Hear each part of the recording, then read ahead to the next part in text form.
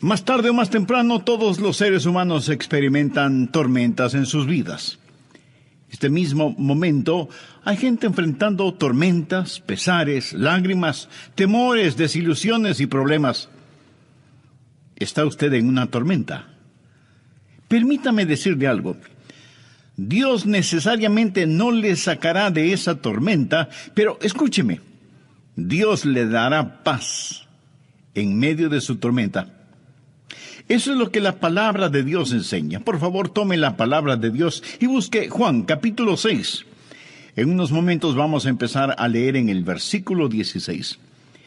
Vamos a estar hablando un poco de los problemas, pesares, dolores, desilusiones, lo que llamaríamos las tormentas de la vida. Por ejemplo, vamos al doctor y recibimos un mal diagnóstico. Una carta que esperábamos ansiosamente nos trae muy malas noticias. No sabemos qué nos dirán en la próxima llamada telefónica, y así por el estilo. Mi esposa y yo en el desayuno leemos las Escrituras, de manera especial en el libro de los Proverbios. Y leímos el siguiente, Proverbios 27:1. No te jactes del día de mañana, porque no sabes qué dará de sí el día. Amigo, ninguno de nosotros sabemos qué traerá la próxima noticia que nos llegue.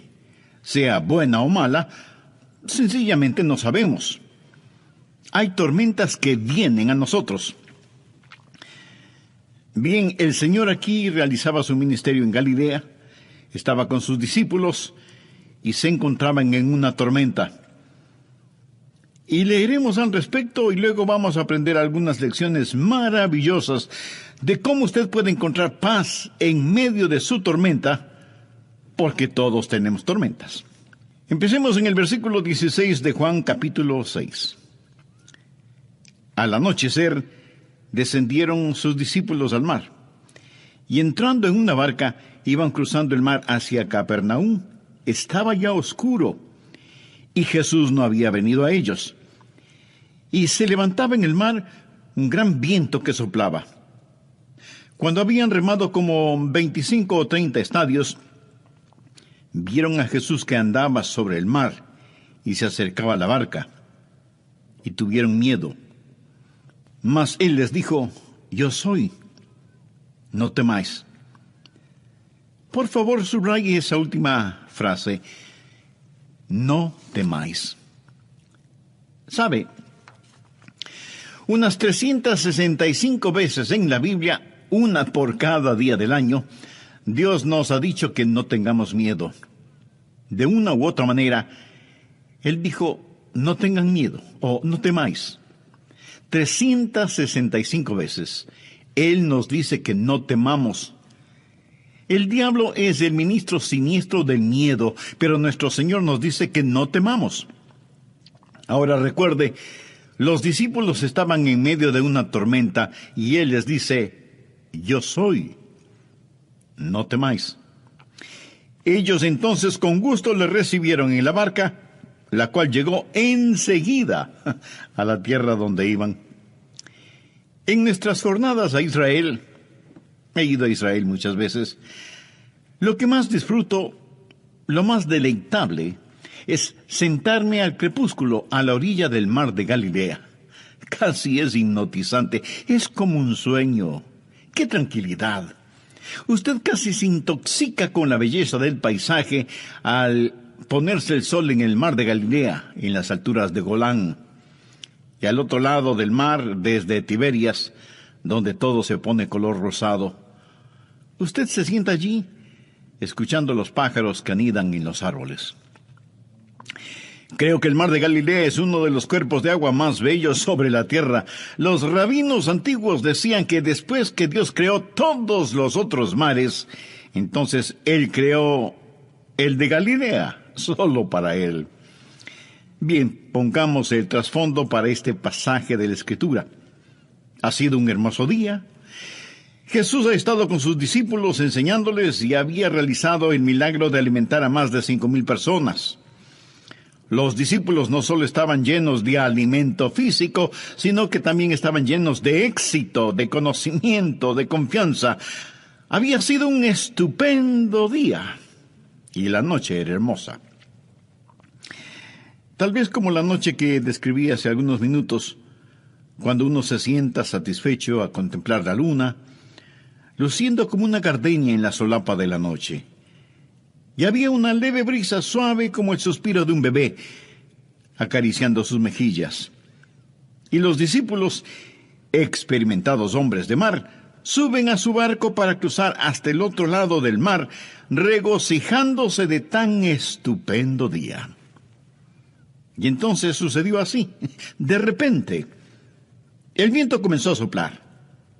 Las nubes cubrieron la luna y las estrellas.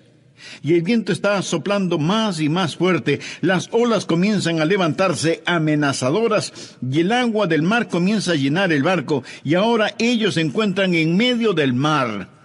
Oscurece. Y el viento es contrario a ellos. Y no pueden ni siquiera ver sus manos frente a sus rostros.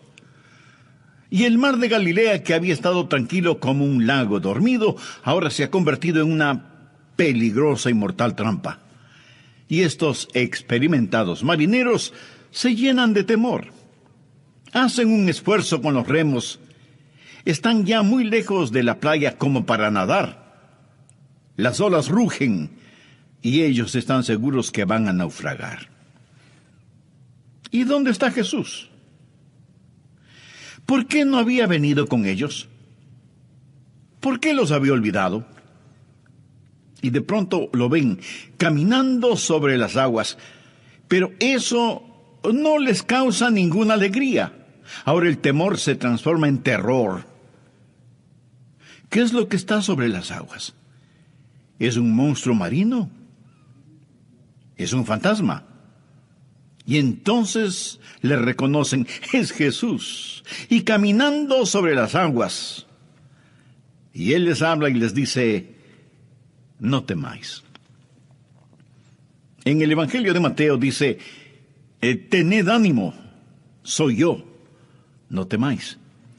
Y ellos lo recibieron en el barco y cuando así lo hicieron, observe esto, cuando así lo hicieron de inmediato se encontraron en la playa. Ahora quiero darles 6 principios. Por favor, anótelos. Esto es lo que usted puede decir cuando está en una tormenta. Primero, estoy gobernado por su providencia. Lo que le sucedió a estas personas aquel día no fue ninguna coincidencia, no fue un error, ni era algo que debía haberse evitado. La tormenta sencillamente no tomó a Jesús por sorpresa. Amigos, si Jesucristo puede caminar sobre el agua, Jesucristo puede ciertamente pronosticar y prever el tiempo. Esto no fue incidental, fue providencial. Ponga al margen Mateo capítulo 14 y versículo 22. La Biblia dice, enseguida Jesús hizo a sus discípulos entrar en la barca. Él les dijo, ustedes deben hacerlo. Era Jesús quien los envió a esa tormenta. Puede ser que Dios ha diseñado su tormenta.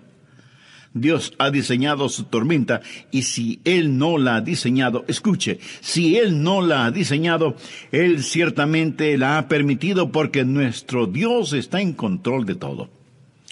Estuve leyendo el Salmo 107, los versos 24 y 25. Dicen, ellos han visto las obras de Jehová y sus maravillas en las profundidades, porque habló e hizo levantar un viento tempestuoso que encrespa sus ondas. ¿Lo ve? Es Dios quien controla los vientos y las olas. Él es quien causa que las tormentas lleguen. Verá, es una teología vacía el decir que si estamos en la voluntad de Dios, vamos a navegar apaciblemente por el mar de la vida, que no tendremos enfermedades, ni penas, ni desilusiones, ni separación, que no habrá muerte en nuestra familia, que no habrá problemas. Como algunos charlatanes lo dicen en televisión, esté bien con Dios, cree en Dios. Envíeme una ofrenda generosa y nunca se enfermará. Todo le saldrá muy bien. Este es el evangelio de la prosperidad, de los carros de lujo, de la tranquilidad financiera. Amigo, hay una palabra muy castiza que describe eso. Engaño. Escuche, vamos a tener dificultades y lo primero que usted puede decir cuando la dificultad llegue es que la providencia de Dios está sobre todo. Soy gobernado por su providencia. El plan maravilloso de Dios está en efecto, lo que llamamos la providencia de Dios. Ahora, recuerde, Jesús hizo que se embarcaran hacia la tormenta. Ellos estaban en esa tormenta debido a la providencia de Dios. Lo segundo que usted puede decir es, número 2, estoy creciendo por su plan. El plan de Dios es no complacerle. El plan de Dios es ensancharle. Ponga en su margen Salmo 4, versículo 1. Cuando estaba en angustia, tú me hiciste ensanchar. ¿Lo escuchó? Cuando estaba en angustia, tú me hiciste ensanchar. Quiero hacer una pregunta a aquellos de ustedes que han estado por algún tiempo en tribulaciones. ¿Cuándo ha crecido más? ¿Cuando todo estaba bien y navegaba calmadamente? ¿O cuando llegó la tormenta?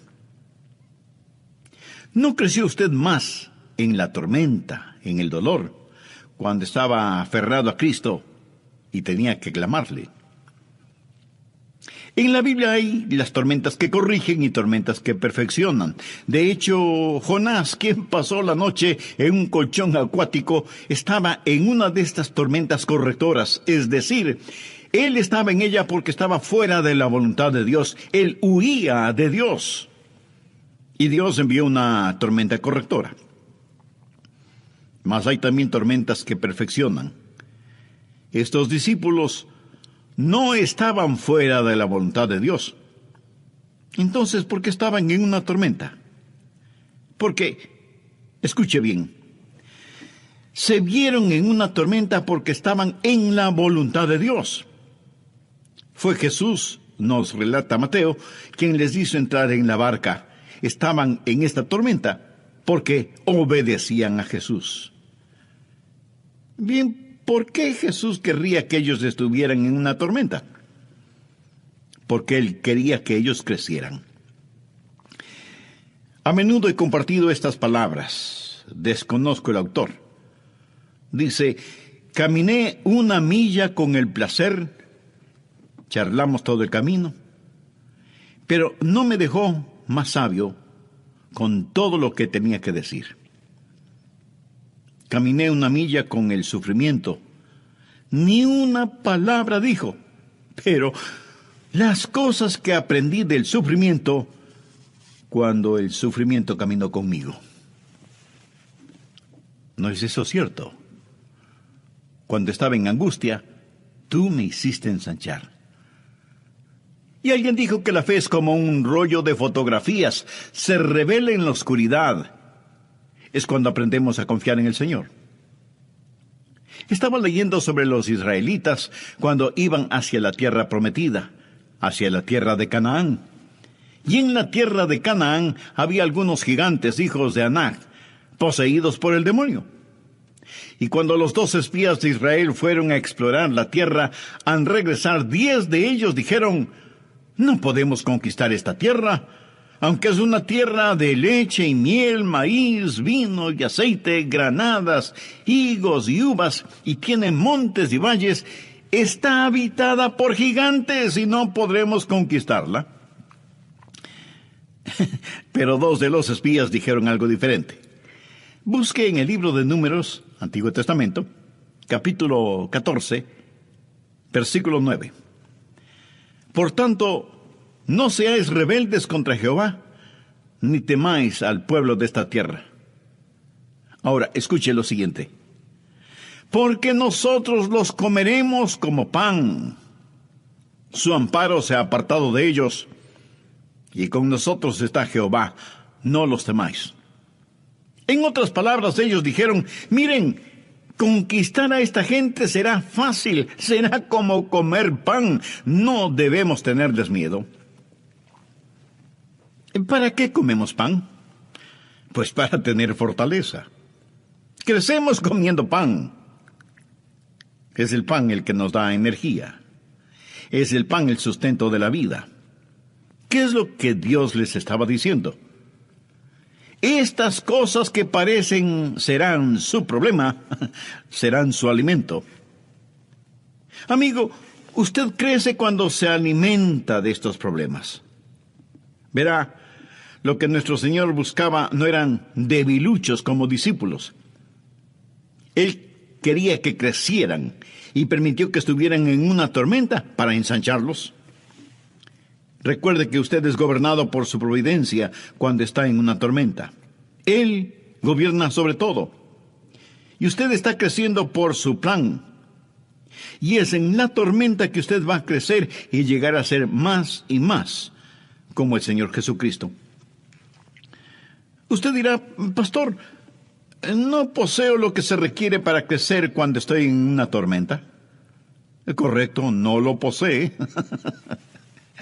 Por eso veamos el siguiente punto, número 3. Estoy favorecido por sus oraciones.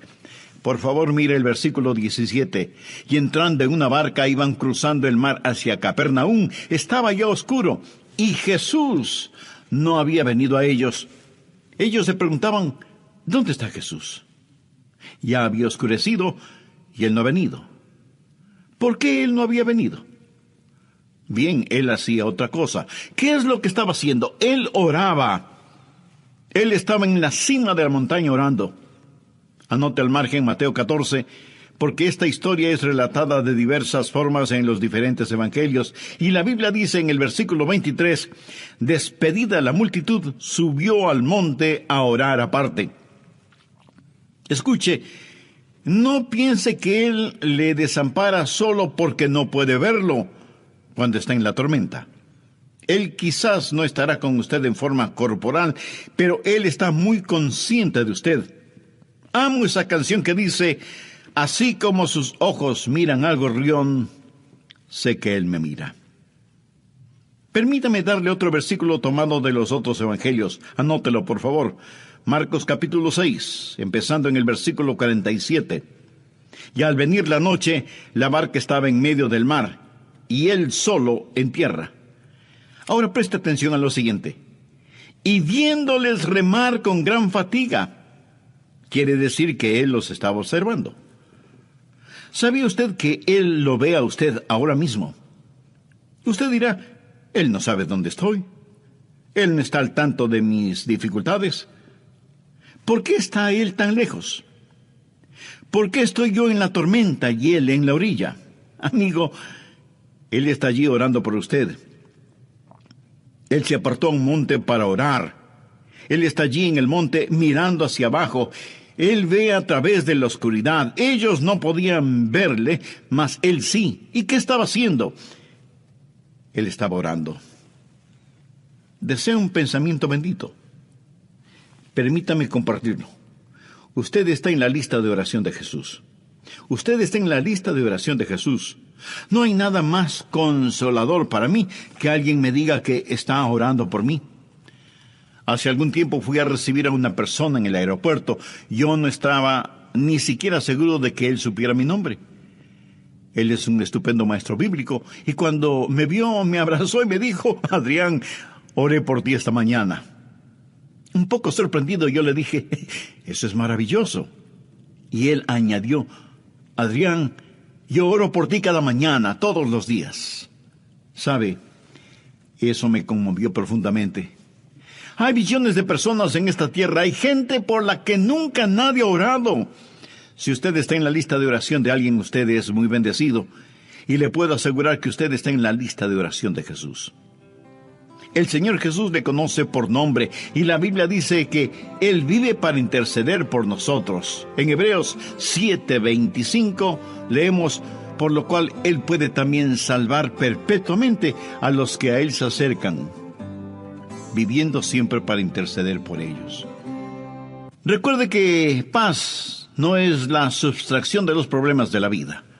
La paz es la suma de poder para enfrentar estos problemas. Esa es la paz de Dios.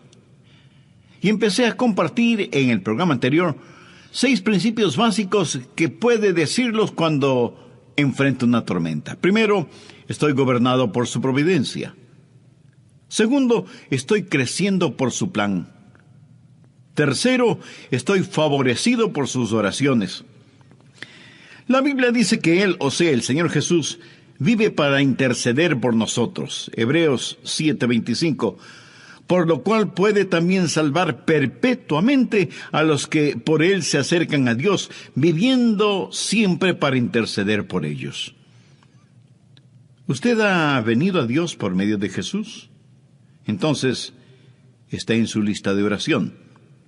¿Y qué está haciendo? Escuche, el trabajo terminado de Jesús es el Calvario. El trabajo no terminado de Jesús es su ministerio de oración. Así que estoy gobernado por su providencia, estoy creciendo de acuerdo a su plan y soy bendecido por sus oraciones. No solo favorecido por sus oraciones, sino también estoy animado por su presencia. Él vendrá.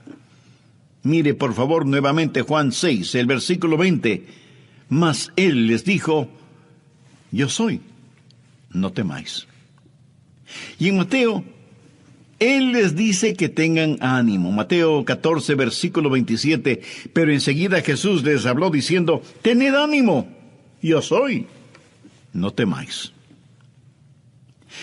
Puedo ver a estos discípulos con el sudor en sus frentes y sus rostros reflejando el temor, sus manos ceñidas a los remos, fatigados con dolor de espalda, remando y remando. Pedro grita, más fuerte, que nos vamos a hundir. Y Tomás dice, no creo que vayamos a lograrlo, vamos a naufragar. Y entonces ellos ven a Jesús. Le pregunto, ¿por qué Cristo no llegó antes? ¿Por qué esperó? Sabía que Él se esperó allí por mucho tiempo.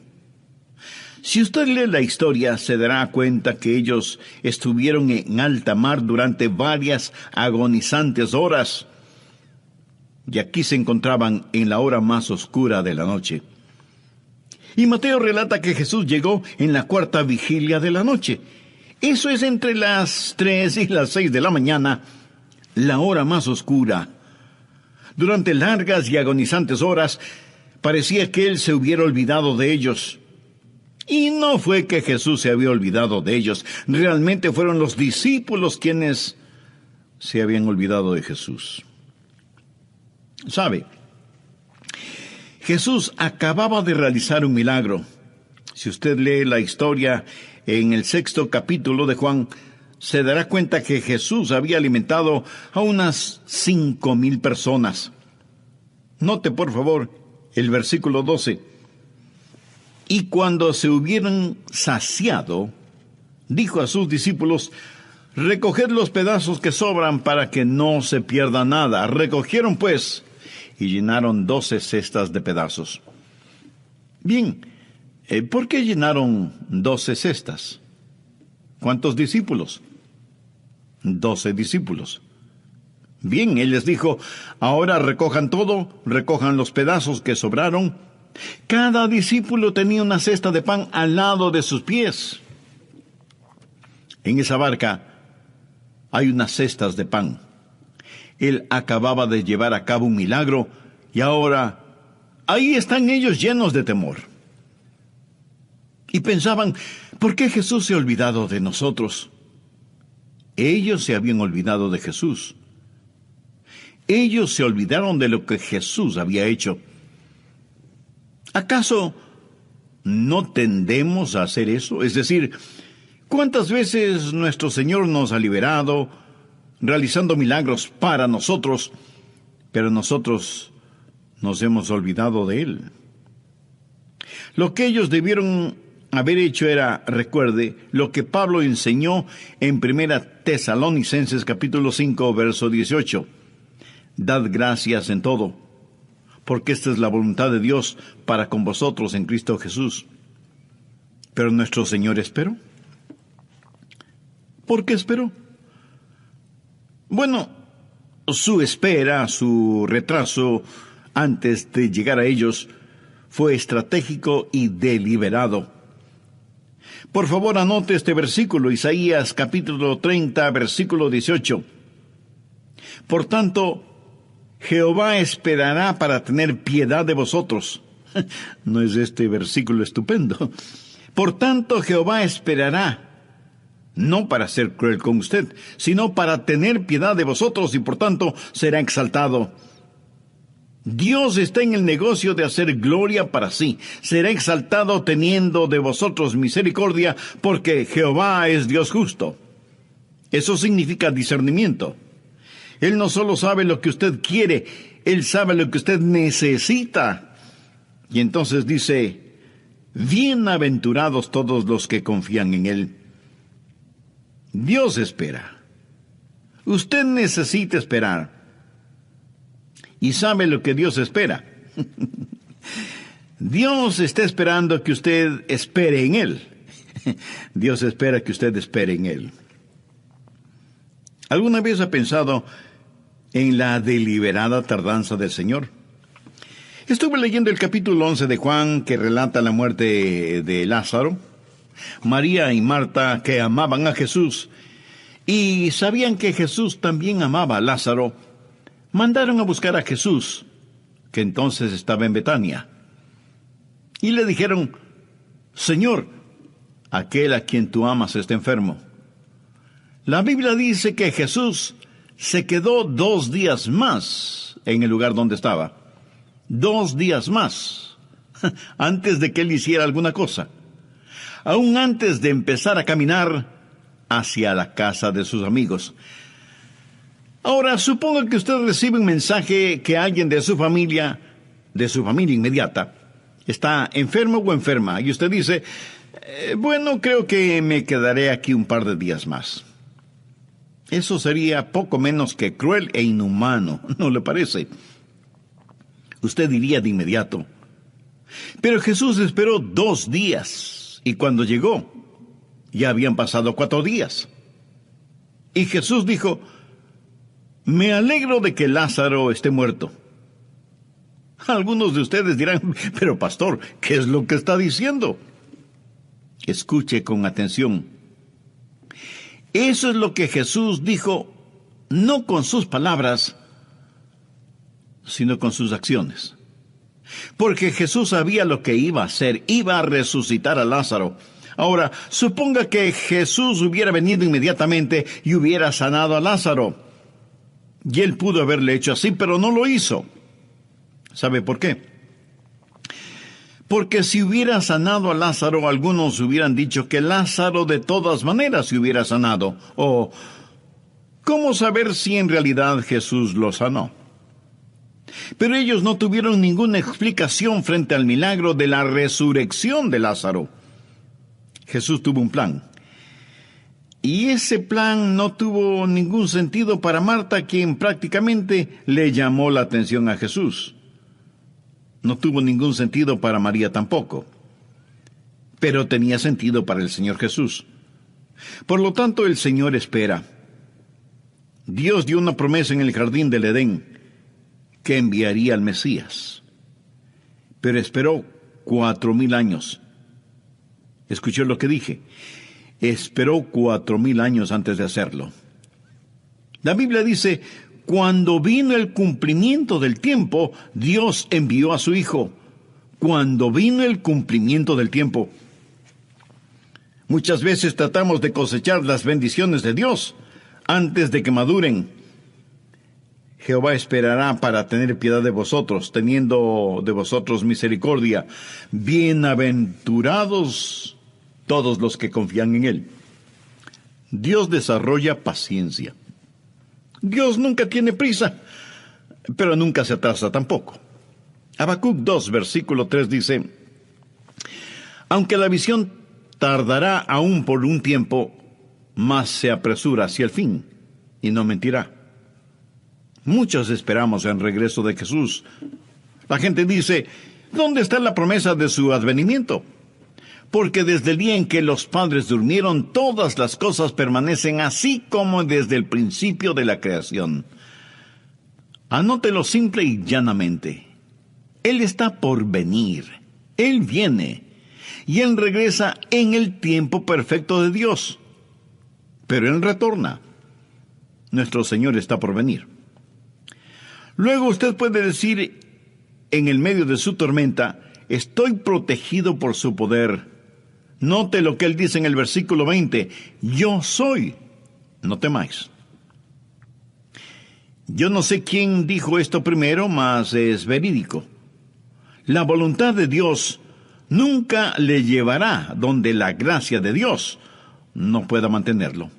Eso es bueno.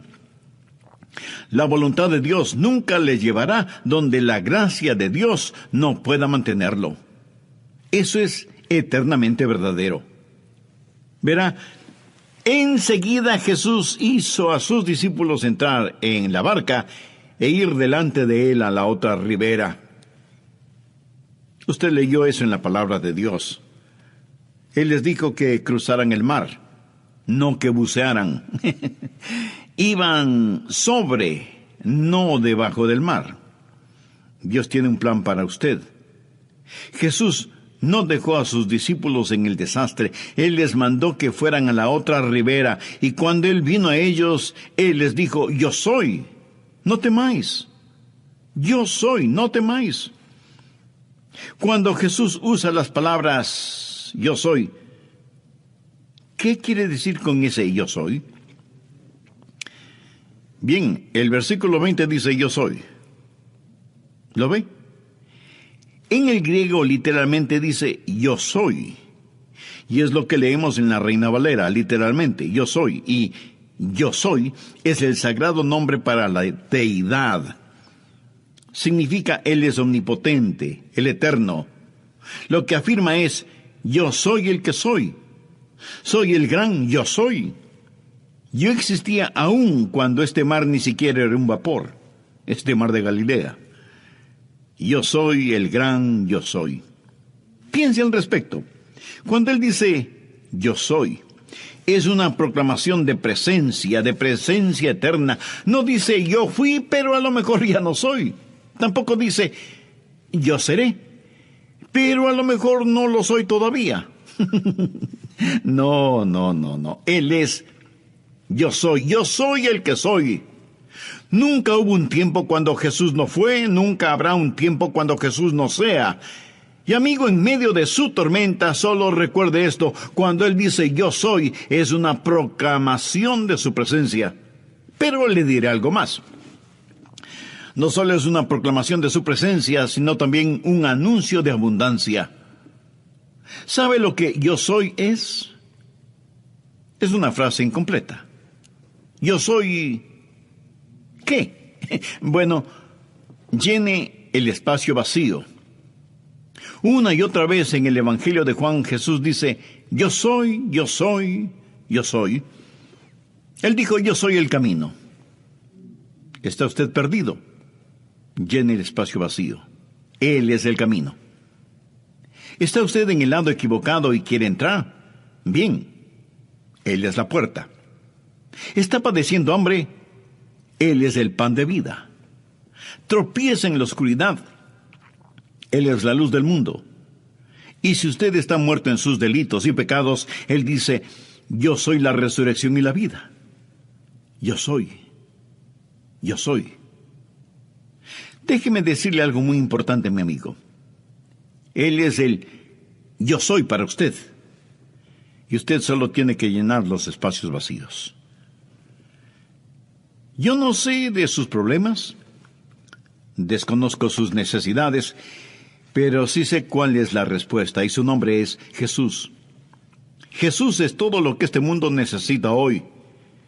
Y mi consejo para usted en medio de la tormenta es que vea a Jesús, el gran yo soy, y lo vea caminando sobre el agua, puesto que lo que parecía iba a estar por encima de su cabeza, ya estaba bajo sus pies, estaba bajo sus pies. Y usted está sentado en las alturas con Él. y no puede ahogarse con su cabeza fuera del agua. Usted está sentado en las alturas con el Señor Jesucristo. Él es el gran yo soy y puede anotarlo. Está protegido por su poder. Y el último punto. Usted puede decir, estoy siendo guiado por su propósito. Mire el versículo 21. Ellos entonces con gusto le recibieron en la barca, la cual llegó enseguida a la tierra a donde iban. Dios no les había prometido navegar calmadamente, mas sí les había prometido un desembarque seguro. Llegaron enseguida a la tierra a donde iban. Verá, su destino ya está determinado. Tiempo y espacio no son ningún impedimento para el Señor Jesucristo. Él los llevará a la orilla. Ellos pasaban por tribulación, pero Jesús dijo, en el mundo tendréis tribulación, pero confiad, yo he vencido al mundo. ¿Lo ve? Esa tormenta sencillamente representa al mundo. ¿Dónde está Jesús? Jesús ha vencido al mundo. Eso es lo que le está diciendo. Amigo, hagamos otra aplicación para concluir. El barómetro espiritual está bajando y todos los que podemos leer las señales de los tiempos sabemos que se está formando una tormenta, se está formando una tempestad. En ocasiones, el mar es más tranquilo antes de la tormenta. Y esto lo aprendí en la Florida.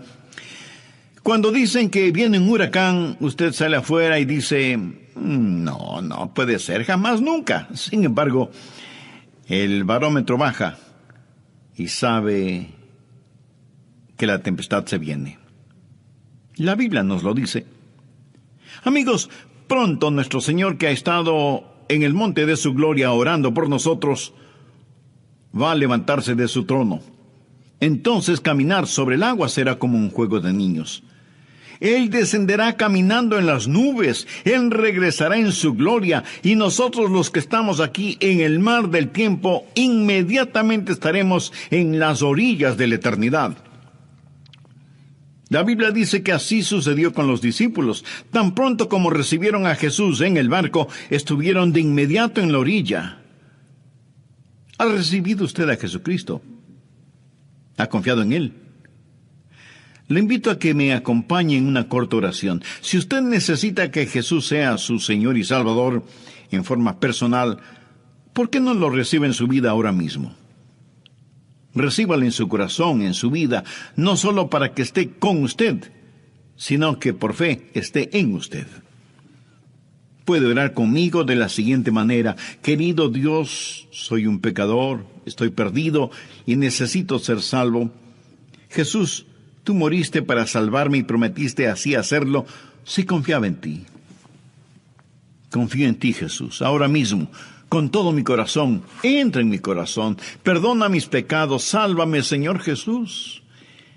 Y gracias por perdonarme y salvarme. Ahora comienza a ser la clase de persona que tú quieres que sea. Y porque tú moriste por mí, yo viviré para ti. Ayúdame a no avergonzarme de ti. Dame el valor para confesarlo públicamente. En tu nombre lo pido. Amén. Hemos hablado de la paz en medio de su tormenta. La Biblia habla de paz que sobrepasa todo entendimiento. No la puede obtener con las píldoras. No sale del interior de una botella, y ningún psicólogo o psiquiatra puede dársela. Hay una paz sobrenatural, y la Biblia dice que Cristo es nuestra paz. Para empezar, tengo una proposición para usted. ¿Le gustaría ser inmensamente rico? ¿Le gustaría tener más dinero de lo que usted posiblemente podría gastar en toda su vida sin privarse absolutamente de nada?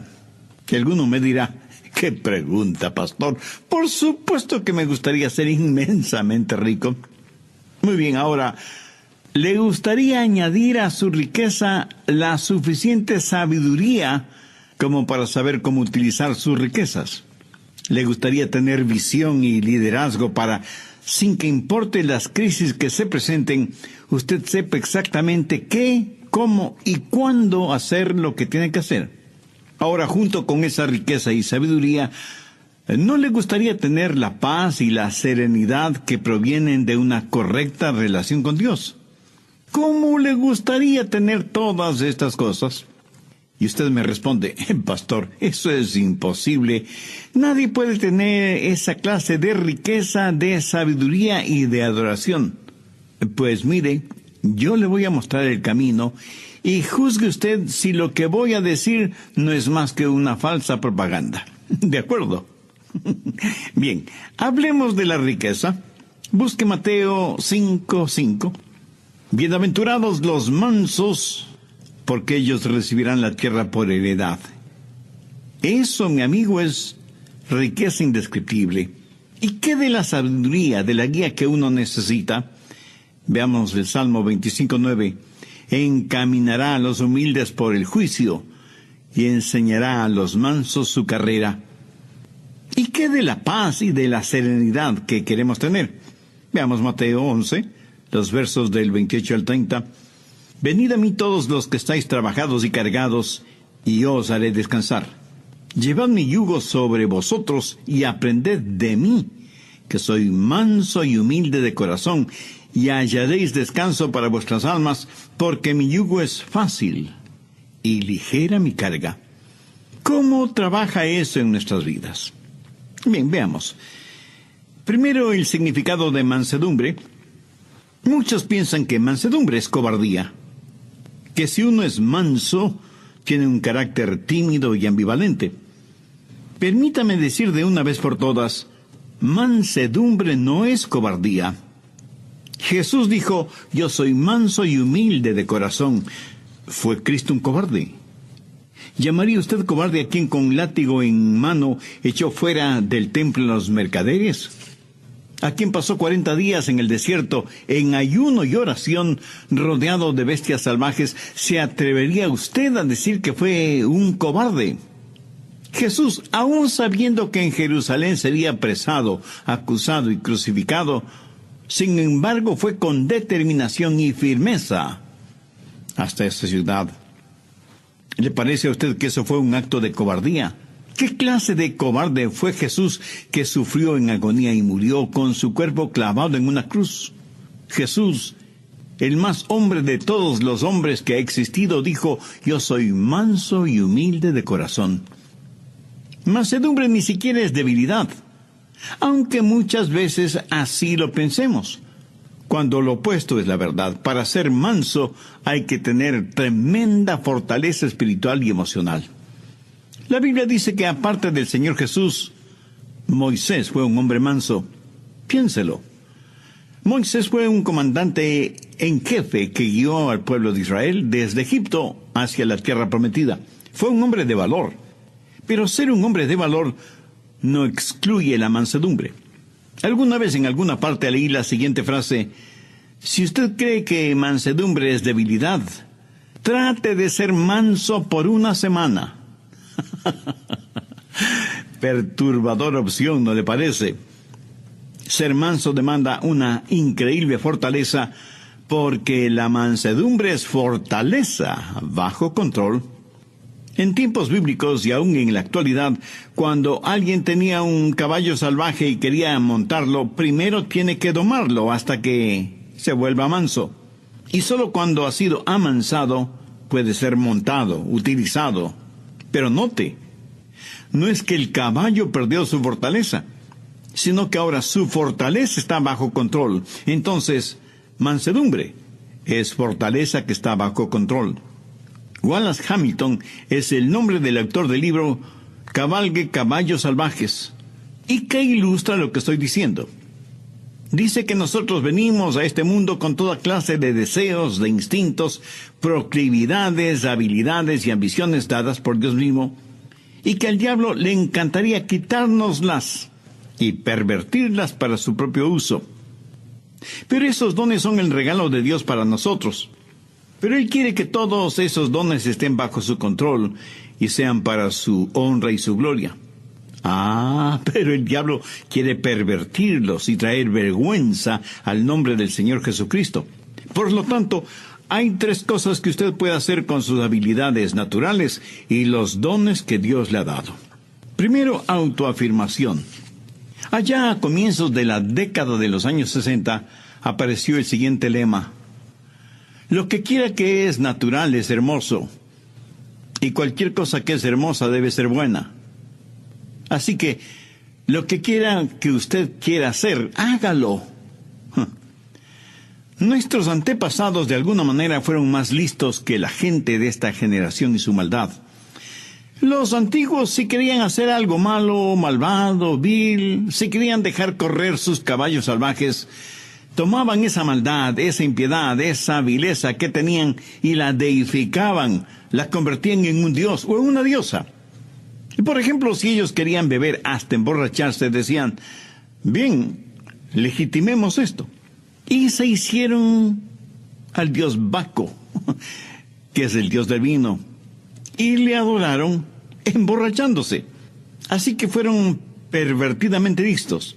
Y si querían cometer adulterio o fornicar o vivir en un lujurioso desenfreno, deificaron a Venus como la diosa de la sexualidad y la promiscuidad. Así dejaban correr sus caballos salvajes.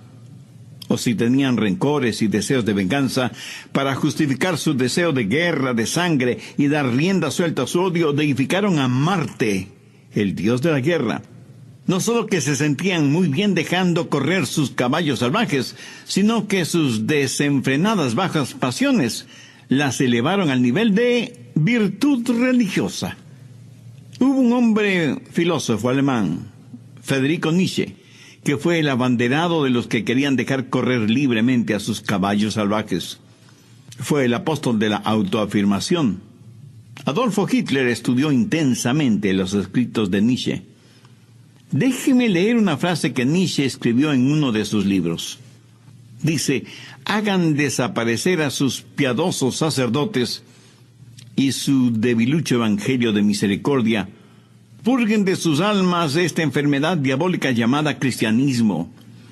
El progreso depende de hombres fuertes y gente fuerte. Por lo tanto, afírmese en usted mismo. Sea un superhombre. Y Hitler fue convencido de esto, y el resultado fue la invención de los hornos de gases para aniquilar a los judíos. Segundo, el autocontrol. Solo restrinja, reprima sus deseos.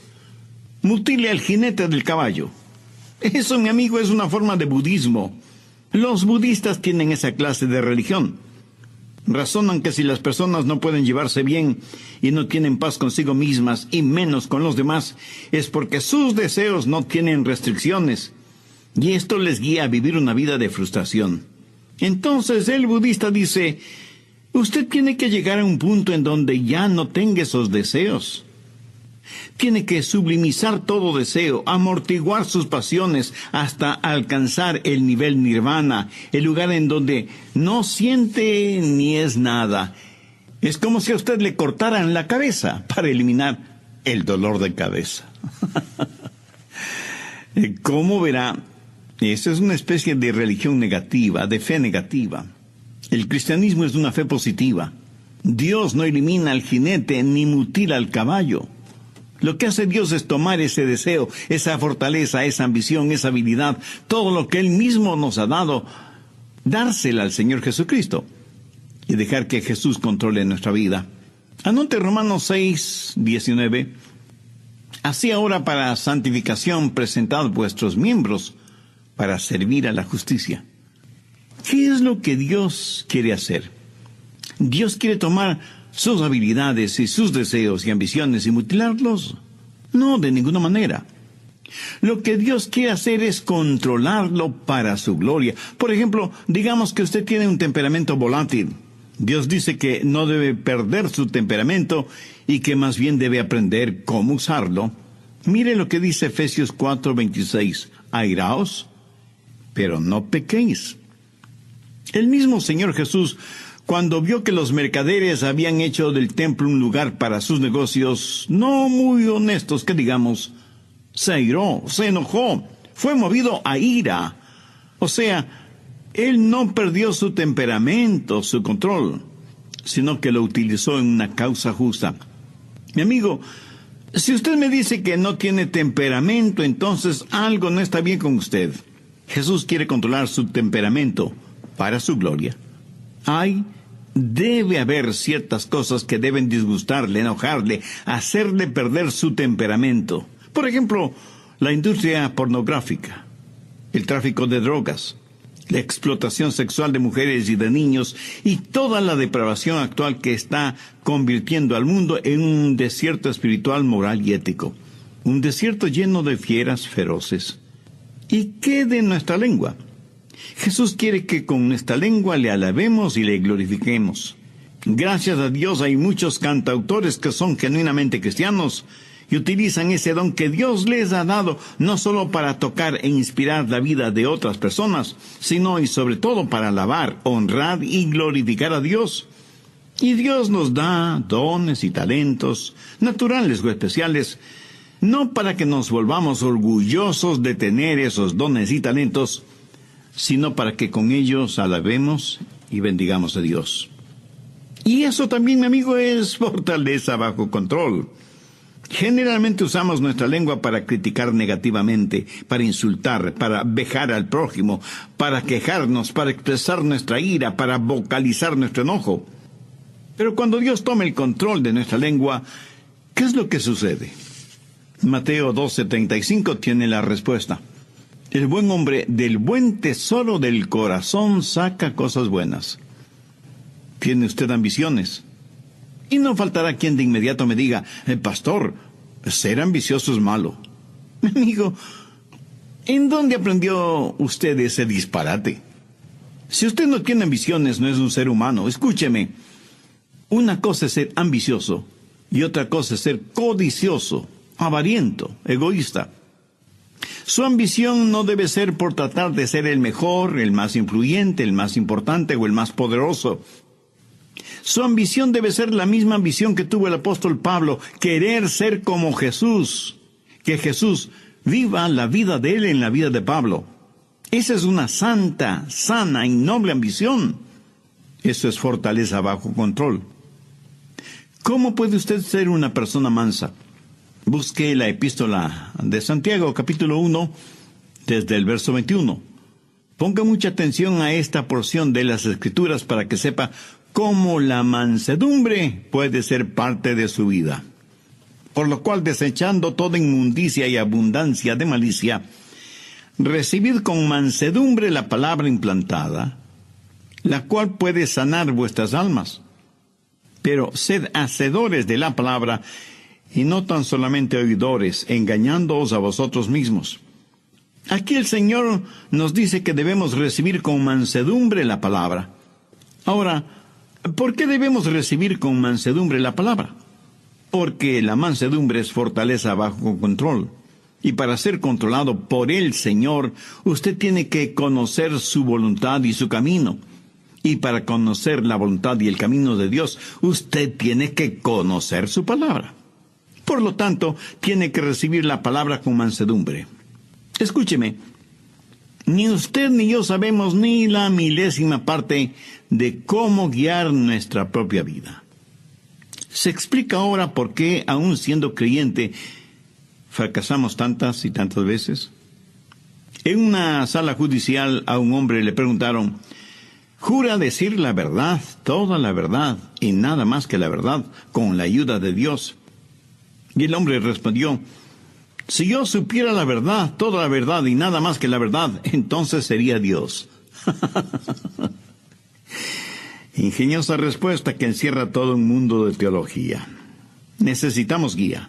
Te puedo asegurar que Dios sabe lo que nosotros no sabemos. Así que si usted es una persona llena de mansedumbre, usted tiene que poner su vida en las manos de Dios para que le guíe. Si quiere que Dios le dé bienestar económico, sabiduría y adoración profunda, entonces tiene que recibir la palabra de Dios con mansedumbre, la cual, o sea, la palabra de Dios, puede salvar su alma. De acuerdo a Santiago, 3 cosas son necesarias. Primera, debe haber un espíritu de arrepentimiento. Santiago 1:21, por lo cual desechando toda inmundicia y abundancia de malicia. Ahora, ¿qué significa esto? En el griego, la palabra inmundicia significa tener el oído tapado con cera. Por lo tanto, hay que eliminar el exceso de cera en el oído. Y la aplicación espiritual es fácilmente comprensible. Pero, ¿cuál es la cera espiritual que tapa nuestros oídos? La abundancia de superficialidad. Verá, muchos de nosotros ya hemos sido salvados, pero todavía ha quedado un residuo pecaminoso en nuestras vidas. Y lo que Santiago está diciendo es: limpien sus oídos espirituales de la cera que los está tapando. Un hombre puede domar un caballo salvaje, pero Dios no hace con usted lo que el hombre hace con su caballo. Usted mismo tiene que llegar al punto cuando diga: dejo mi maldad, abandono mis inmundicias espirituales. Si usted quiere que Dios le hable, tiene que entender su palabra. Si usted quiere que la Biblia inflame su corazón y su mente, tiene que eliminar la cera espiritual que está tapando sus oídos. Y la única forma de hacer eso es por medio del arrepentimiento de sus pecados. Debe tener un espíritu de arrepentimiento. ¿Sabe qué clase de persona es la que menos entiende esto de la mansedumbre? Pues la persona que está llena de orgullo. De hecho, esa clase de persona no puede recibir nada más porque su orgullo lo llena todo, tanto su vida material como su vida espiritual. Sin embargo, la Biblia dice que debemos recibir con mansedumbre la palabra implantada, la cual puede salvar nuestras almas. ¿Y qué de usted? ¿Está haciendo la provisión adecuada para la salvación de su alma? ¿Tiene usted una relación personal con Dios por medio del Señor Jesucristo? Por favor, abra su Biblia y busque la epístola de Santiago, capítulo 1, verso 21. Recibid con mansedumbre la palabra implantada. Esta palabra recibid es una palabra interesante. Denota algo que es dado a una persona y esa persona la recibe. Usted no podrá recibir y menos entender la palabra si es que no tiene un espíritu de arrepentimiento. Sí, usted puede saber cosas acerca de la palabra. Hasta puede saber intelectualmente, académicamente la palabra, pero eso no le califica para entender la palabra de Dios. Recibir significa aceptarlo como un regalo. Y cuando lo recibe, usted lo recibe como que si fuera un huésped muy especial en su vida. Y le dice: pasa, seas bienvenida. Estamos encantados de tenerte en nuestra casa. Esa es la clase de bienvenida que nos gusta escuchar a nosotros, ¿verdad? Es la misma clase de bienvenida que le gusta escuchar al Señor Jesús, no solamente en relación con Él, sino con su palabra. Amigo, en su vida, ¿da usted esa clase de bienvenida a la palabra de Dios? Abre de par en par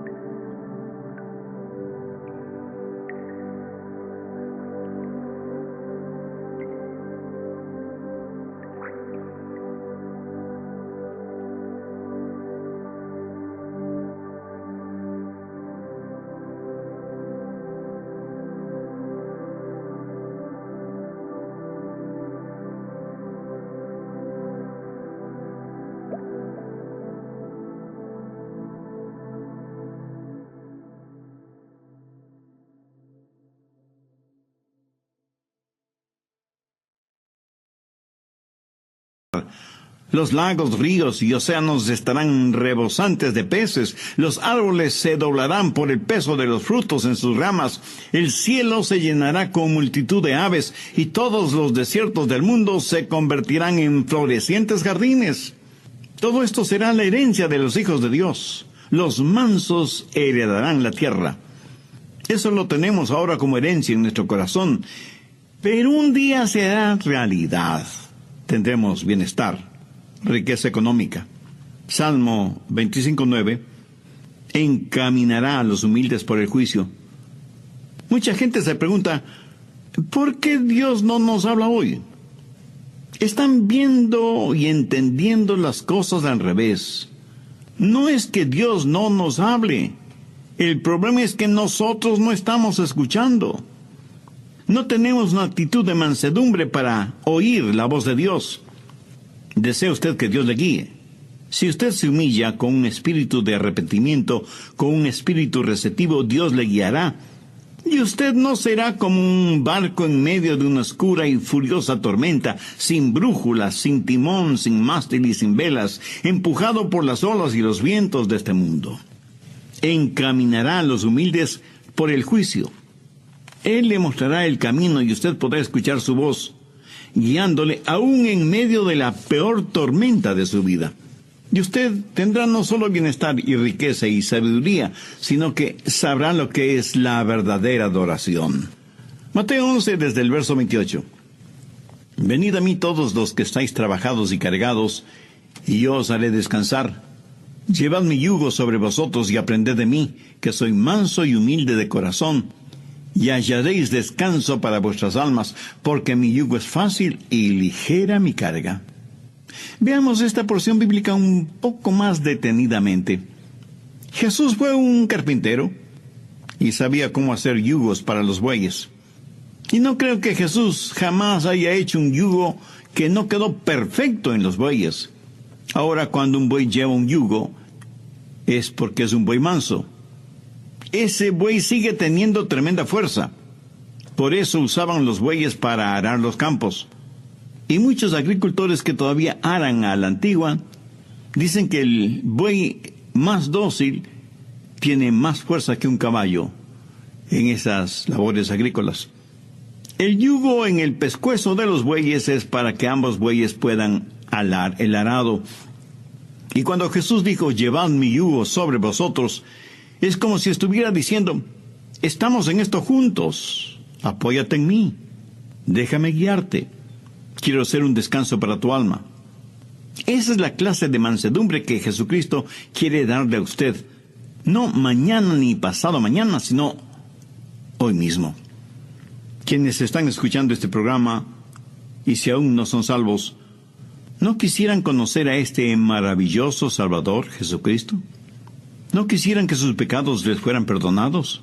¿No quisieran hacer la paz con Dios para poder experimentar la paz de Dios? Dios le ama mucho más de lo que yo podría explicarle con palabras. ¿No quisiera tener la riqueza de su sabiduría, de su guía, de su cuidado, de su protección? Entonces le invito a entregar su corazón a Él. Venga, Jesús. Hubo un gran evangelista llamado Henry Morehouse. Su trabajo no fue entre grandes multitudes, sino en pequeñas iglesias. Como tema base de sus mensajes, él usaba Juan 3:16, porque de tal manera amó Dios al mundo, que ha dado a su Hijo unigénito para que todo aquel que en Él cree no se pierda, mas tenga vida eterna. Una vez Morehouse estuvo en un pequeño pueblito minero, y en ese lugar había un hombre que odiaba a Dios, a Jesús, la Biblia, las iglesias, los predicadores, los evangelistas, los misioneros. En fin, odiaba a cualquier persona o cosa que estuviera relacionada en la más mínima forma con Dios. Este hombre se llamaba Mike Miller. Y este hombre le mandó un mensaje a Morehouse diciéndole que si predicaba esa noche, él iría a la iglesia, revólver en mano, para sacarle a balazos del pueblo. Los creyentes, asustados, se acercaron donde Morehouse y le dijeron que sería conveniente suspender la reunión de esa noche. Morehouse les dijo, no, he orado sobre este asunto Y estoy convencido que Dios quiere que predique esta noche. Y yo confío totalmente en Dios. Tendremos la reunión esta noche, tal y como está programada. Esa noche la pequeña iglesita de ese pueblito minero estuvo totalmente llena. Y los que no pudieron entrar se quedaron alrededor de la iglesia y abrieron todas las puertas y ventanas para que la gente pudiera escuchar el mensaje de la palabra de Dios. Y cuando Morehouse estuvo más o menos a la mitad de su mensaje, vino Mac Miller. Empujó a cuantos encontró a su paso. Llegó frente al púlpito, se sentó en el suelo y le dijo: «Usted haga lo suyo, que después yo haré lo mío». Morehouse abrió su Biblia en Juan 3:16 y predicó del amor de Dios por todos los seres humanos, de cómo Dios entregó a su amado Hijo Jesucristo para que muriera por los pecados de todos nosotros. Morehouse predicó con tal pasión y convicción que se podía sentir la presencia del Espíritu Santo en ese lugar. Luego hizo la invitación para aquellos que quisieran recibir a Cristo en su corazón. Mac Miller se puso de pie, y la gente no sabía qué iba a pasar. No, él no pasó al frente, pero dio media vuelta y salió de la iglesia dando un tremendo portazo. Caminó por la calle principal de su pueblito. Sus amigos que estaban bebiendo en un bar le vieron y le llamaron: «Mike, ven, sírvete un trago». Pero Mac Miller siguió caminando como si no les hubiera oído. Llegó hasta un pequeño callejón, giró hacia la derecha y llegó hasta una semi-destruida valla metálica, tras la cual había un remedo de casa. Con sus enormes manos empujó violentamente a la puerta. Era una sola habitación que servía de sala, comedor, cocina y dormitorio. Ahí una mujer de rostro demacrado cuidaba de unos pequeñuelos quienes, al ver entrar a su padre, corrieron a esconderse debajo de la cama por temor a que su padre los castigara. Su esposa, que evidentemente era abusada y golpeada físicamente, simplemente se puso en actitud protectora frente a la cama. Mac Miller miró a su esposa y en un tono dulce, desconocido en él, le dijo: «Mujer, no temas. Llama a los niños. Vamos a orar». Ella, asombrada, le preguntó: ¿Qué es lo que dijiste? Y él, con una paciencia absurda por ser él quien era, le dijo: «Trae a los niños, vamos a orar». Los niños salieron de debajo de la cama, pero se quedaron detrás de su madre. No entendían lo que estaba diciendo su padre. Él tomó a cada uno de ellos, les acarició en la cabeza y les dijo: «Hijos, vamos a arrodillarnos». Ellos, temerosos, así lo hicieron. Su mamá también se puso de rodillas, y para asombro de todos ellos, Mac Miller también se arrodilló y dijo: «Querido Dios», y se quedó en silencio. No sabía cómo orar. Sabía maldecir y decir palabras obscenas, pero no sabía cómo orar. De pronto, como en un relámpago, se acordó de las oraciones que su madre le enseñó cuando él era un niño, y entonces dijo: «Generoso Jesús, manso y humilde, mírame como si fuera un niño. Perdona mi simpleza y permíteme acercarme a ti».